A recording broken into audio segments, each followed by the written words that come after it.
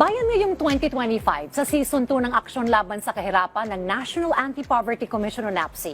Makakasama po natin tuwing Martes at Huwebes sa Rise and Shine Pilipinas ang iba't ibang kinatawan po ng mga ahensya at ganoon rin po ng lokal na pamahalaan upang pag-usapan ang mga interventions ng gobyerno sa pagpuksa sa kahirapan.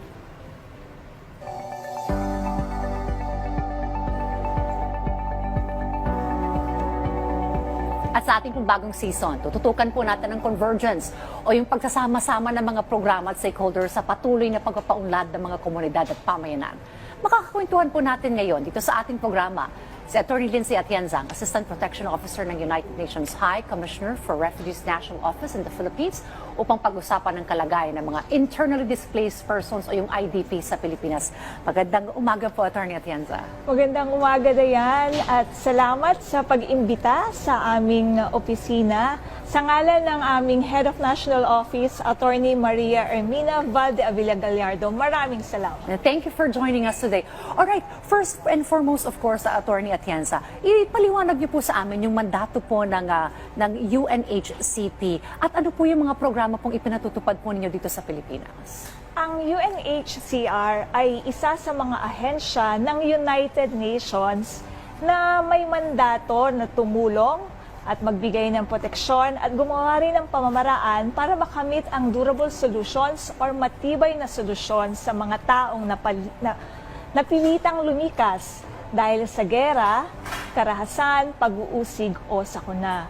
So layunin nito na ang mga refugees, asylum seekers, stateless persons at internally displaced population ay maprotektahan ang kanilang mga karapatan at makahanap sila ng mga lugar kung saan sila ay malayang makakatira upang makapagsimula muli ng kanilang pamumuhay. So yung programa namin ay nagbibigay kami ng gabay at technical na support sa gobyerno o relevant agencies at ibang mga duty bearers para mabigyan ng spasyo ang ating mga refugees, stateless persons, asylum seekers at internally displaced population or IDPs in the Philippines. Well, talking about IDPs, Atty. Atienza, ilan po yung mga IDPs dito sa Pilipinas?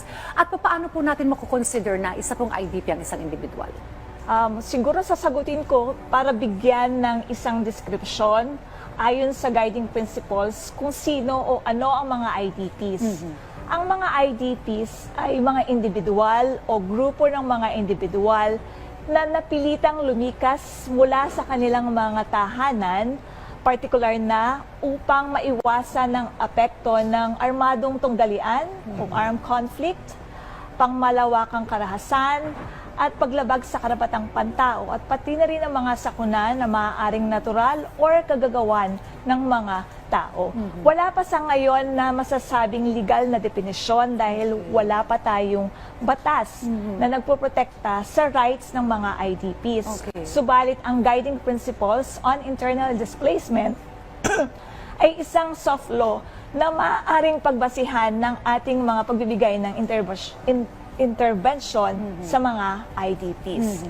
At sa ngayon, sa Mindanao, ayon sa datos ng UNHCR mula sa aming mga partners na international organizations, NGOs, at base rin sa mga official sources tulad ng Ministry of Social Services and Development at Department of Social Welfare and Development, meron tayong nananatiling mahigit kumulang na 183,000 na IDPs na nangangailangan ng intervensyon.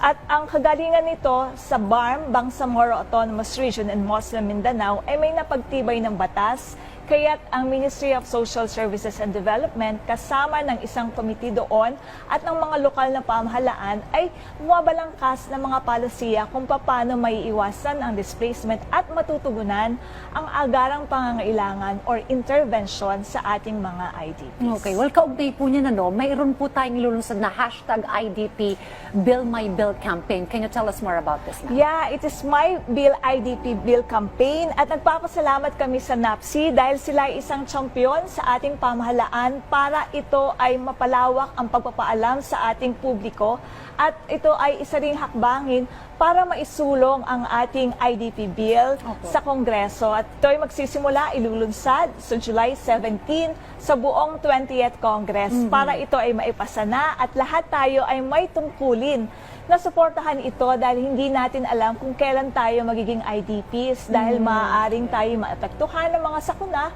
tulad ng typhoon. So humihingi kami ng suporta sa ating mga kababayan para ito ay maisulong na. Maaari pong bumisita kayo sa aming mga social media accounts sa Facebook, X, Twitter, Instagram, through UNHCR Philippines or UNHCR-PH. Well, Attorney Atienza, let's talk about convergence. Yes.